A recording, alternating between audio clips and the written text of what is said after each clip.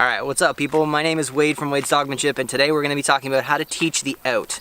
Now the way I'm about to teach you how to teach the out, I did not create the technique. I use this technique among numerous other sport trainers and people who use tug as a primary modality. Now the way that this technique is taught was made popular by Michael Ellis, Ivan Balabanov, numerous other sport trainers, and it's been adapted into the pet dog world where we play tug with our dogs, or where we should play tug with our dogs more often. Now anybody that's followed this channel for any duration of time knows what an advocate I am for biologically fulfilling activity, and for a lot of dogs that means tug. And the way I'm going to be teaching you the out today is, it goes by many names. I call it the dead out. And essentially what it is teaching the dog how to give up the toy by teaching him the game continues when he gives it up, not ends, right? And it's not a power struggle, it's just how you play the game. There's a couple of things you need to understand when it comes to this technique. Number one, when you're playing tug, you're utilizing your dog's prey drive. What that means is that drive that your dog inherently has to hunt, chase, kill, all that kind of jazz, is engaged when you play tug with him, which is why a lot of people argue that tug is a bad thing to play with your dogs. It's not. In fact, it's very imperative if you want to have any semblance of control over your dog's prey drive. You have to have activities that utilize it where you can put parameters on it. Thus, teaching the out when we're playing tug is critically important. If you just let a dog rip on a tug toy, a lot of times you're not doing them any beneficial good, versus if you can actually show them how to release a toy, show them how to exercise impulse control and cognitive thought in a high intensity activity, you have a much better chance when your dog eyes up a squirrel or looks at another dog to chase across the field or wants to bolt out into traffic. What you're going to need for this activity: a tug toy, preferably something that's slightly stiffer than this, right? This is just a Kong ball on a rope type deal. Ideally, I like starting dogs with something that doesn't have a whole lot of give to it. So I like nice big 12-inch jute tugs or burlap tugs with dual handles, so I can tug, but then something that's stiff that they can't get a lot of play out of, and I'll explain that deeper in a second. Your dog's also got to give a damn about tug. If your dog doesn't like playing tug, this isn't going to work, because the second you start trying to introduce rules into a game that your dog's not really into, he's not going to be into the game either, and he's just going to piss off and do his own thing. In teaching this out, the idea behind it is to show the dog that the game starts and stops with his compliance. The game is more fun when he complies, and it's less fun when he doesn't. The idea behind it is we're going to take this tug toy, when the dog is engaging, I'm going to kill it. So like I said before, we're engaging the dog's prey drive.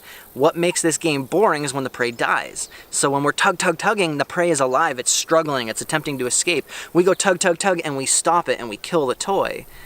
The prey is not as fun anymore. There's not as much predatory issue going into it. There's not as much, the dog is not as invested in the game anymore, and he will eventually open his mouth and release the toy. So in essence, when we kill the toy, when we stop the action, when we stop the fun, the dog's likely response is to look at you or to pause and take a moment.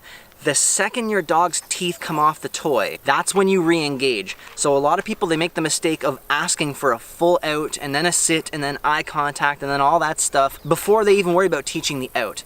What I want you to really focus on here is when you kill the toy, the second your dog's chomp, the second that he takes his teeth off, you're gonna mark that with yes, okay, whatever your reward marker is. You're gonna mark that and immediately re-engage in the game. Don't wait too long. Don't kill your dog's drive. As soon as he goes and spits the toy out, okay, and you re-engage. And you'll see an example of that with me and my dog Loki in a second. So to run over the finer points before I demonstrate it with my dog, number one, kill the toy. Make it as dead and as boring as possible.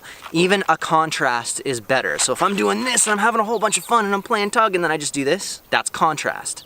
And hopefully the dog will recognize that when he spits it out, when he does as I ask, the game gets more fun again, it starts up.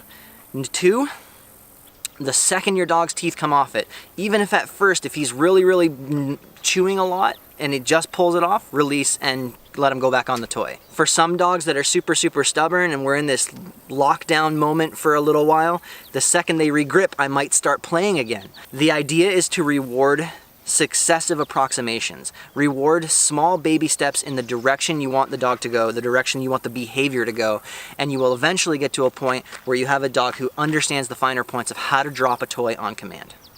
The final point that I'll mention before I show you a demonstration with my own personal dog with this activity is adding the word.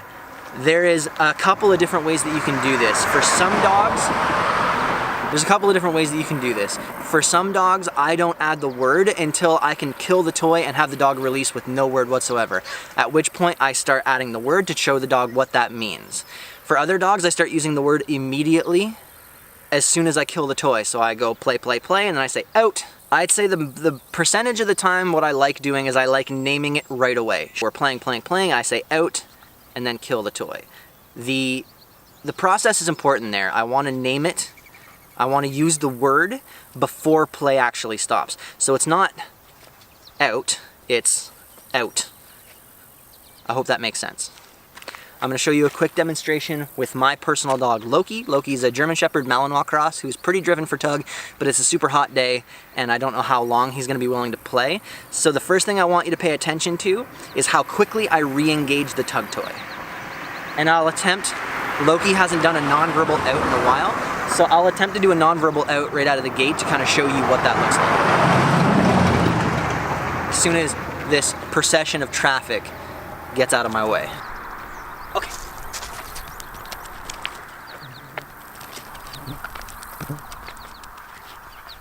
I want him to have a good bite on it first. There we go, that's a good bite. So this is fun, right? This is the activity. We're playing, it's a lot of fun. Oh, it's a lot of fun, right? And this is the dead out. I'm playing. Good, and you see how he backed off. Now that was a long reward.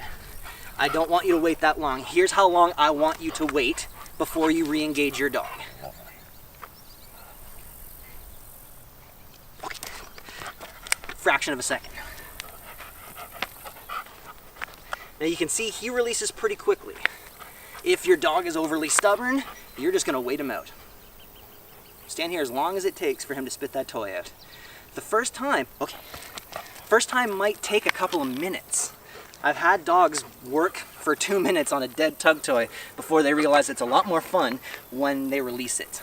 Now, when to add the command. I add the command in when I can get this. Okay, that split second dead out. Ah, good boy. And then I add the command in like this, while we're still in motion, right? Still playing. Out, and then kill it. Good, okay. Right, so I want to give the command before I actually use the word. Or I want to give that's wrong. The command, then the body language, because he's going to understand the body language first. Right, so again, out, kill it. As soon as he releases, okay, let him re-engage. The reward for that quick out is re-engagement. You want to re-engage right away. And then it'll get to the point where you can be in mid-play. Out.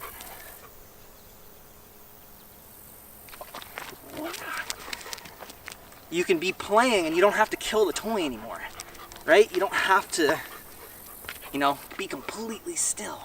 You can be playing, play. Out. Good. Boy. Yeah,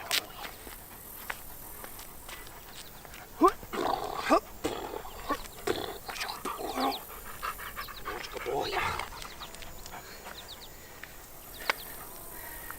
So the phases of this, the phases to train it. Number one, I want to get that nonverbal dead out. Okay. I want to be able to just kill the toy and have the dog drop it, okay? So we're playing, I kill it non-verbally, and I want to get to the point where the dog is spitting it out fairly quickly. The next point that I'm going to teach is I'm going to introduce a release word, right? A release command, right? Drop, out. Doesn't matter what it is. Could be pineapple, doesn't matter. Pineapple. Okay, boy, he's following the body language. Let the body language be predictive of what you want, right? So you're going to give the command, then kill your body language. Out. Okay. Third thing, re-engage the second he lets go. You want to work up to having him wait between repetitions. Out, down. Right, because if you do this with a dog too fast, the game becomes boring and he doesn't want to play it anymore. You got to keep the game fun. It's no fun when somebody shows up with a football and goes, hey, here's this ball. Now let me tell you the 127 rules that goes along with it.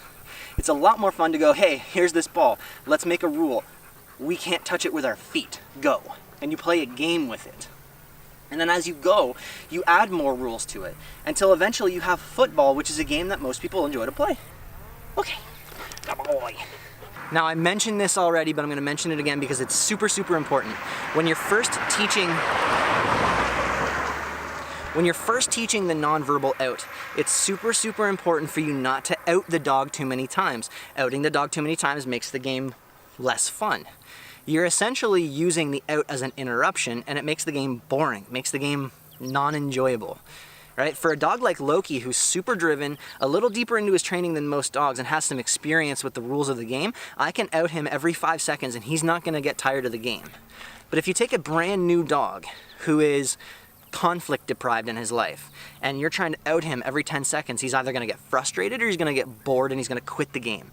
At first, I wanna make sure I can get 5 to 10 minutes of complete, total engagement. So I can play a game of tug like that with a dog for 10 minutes before he goes, I'm done, man, I'm distracted, or he goes off and does his own thing. I wanna get 5 or 10 minutes. Once I can get 5 or 10 minutes out of the dog, I'm gonna start systematically interrupting at further intervals and then making those intervals closer and closer. You can go from a 10-minute game where you're outing every 2 minutes to outing every 10 to 30 seconds really quickly if you can make this fun and worth it. Remember, it's all about making the game worth it. If this game is super, super, super fun and the only price to pay is an out from time to time, your dog's gonna be really into it. If he's only moderately into it and the price to pay is an out every 10 to 15 seconds, he's not gonna be into it, he's gonna be bored. Hope you guys enjoyed this video. I hope you got some information out of it. I hope you got some value out of it. If you did like it, please subscribe, please share it, tag somebody in the comments that needs to see this video. Tag somebody that you know with a conflict-driven dog like Loki who needs to understand how to play tug properly with their dog. Don't forget to subscribe, like the page wherever you happen to be watching this, and check me out on other social media platforms for more information on dogs and shenanigans, and yeah, have a good day.